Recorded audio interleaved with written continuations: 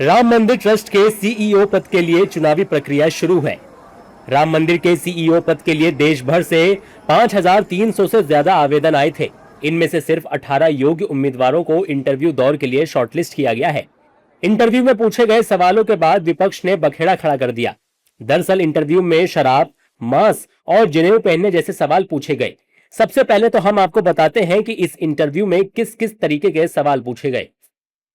राम मंदिर सीईओ के पद के लिए इंटरव्यू में उम्मीदवारों से उनके प्रशासनिक पदों पर काम करने के अनुभव, धार्मिक सामाजिक संस्थाओं के संचालन और राम मंदिर की व्यवस्थाओं को और बेहतर बनाने के प्लान पर सवाल किए गए।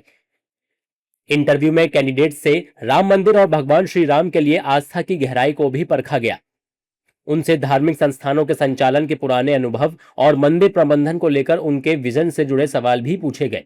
उनके सीवी में दिए गए डिटेल्स के बारे में पूछा गया और उनकी पसंद नापसंद को लेकर भी सवाल किए गए।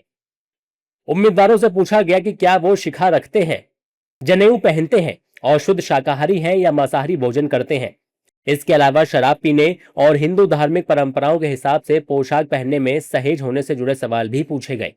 उम्मीदवारों से उनके परिवार और बड़े धार्मिक आयोजनों में भीड़ प्रबंधन को लेकर भी जानकारी मांगी गई। समिति को 2 सितंबर तक 3 नामों का पैनल राम मंदिर ट्रस्ट को सौंपना है। इसके बाद ट्रस्ट की कार्यकारी समिति अंतिम 3 उम्मीदवारों में से सीईओ का चयन करेगी और राम मंदिर के सीईओ का ऐलान किया जाएगा।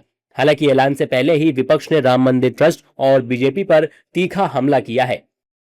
मैं एक चीज जरूर कहना चाहूंगा, ये व्यक्ति के गरिमा के प्रतिकूल है और ये सरकार कल को तो ये भी देखने लगेगी कि आप गोरे हैं कि आप काले हैं, आपने बाल छोटा रखा है कि आपने बाल बड़ा रखा है। तो इस प्रकार की चीज़ें नहीं आनी चाहिए।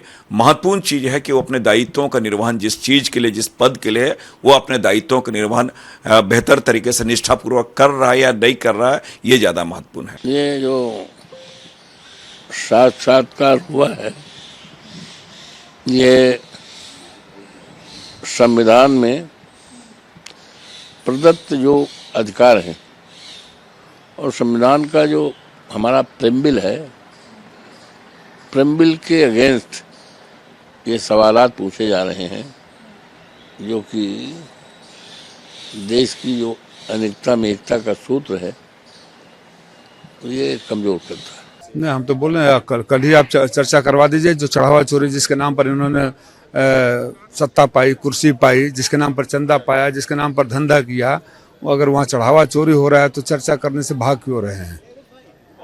इसका मतलब सनातनी नहीं है, ये फर्जी लोग हैं। मंदिर का जो ट्रस्ट है, जो ये इंटरव्यू ले रहा है, ये विश्वासघातियों का ट्रस्ट है, चोरों का ट्रस्ट है, लुटेरों का ट्रस्ट है, डकैतों का ट्रस्ट है। इन लोगों ने चढ़ावे की चोरी की है, लूट की है, डकैती की है। इन लोगों ने मंदिर निर्माण में, इन पर आरोप है कि 40% की कमीशन इनके राज में हुई है।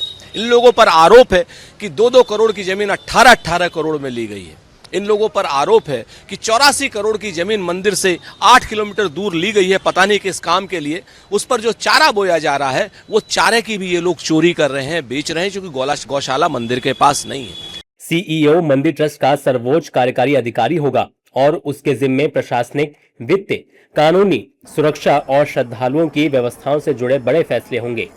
बता दें कि राम मंदिर में चंदा चोरी का मामला सामने आने के बाद ट्रस्ट ने सीईओ नियुक्ति करने का फैसला किया है। सीईओ के सिलेक्शन के लिए 3 सदस्य विशेष समिति बनाई गई है।